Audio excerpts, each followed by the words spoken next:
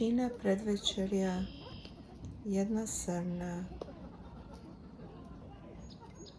Kad si miran u sebi, priroda ti priđe. Pase travu u miru, kao da zna. Kad si ti miran, priroda te osjeti i prodiše s tobom.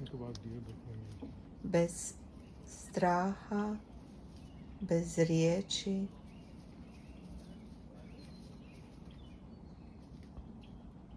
tek pogled i prisutnost.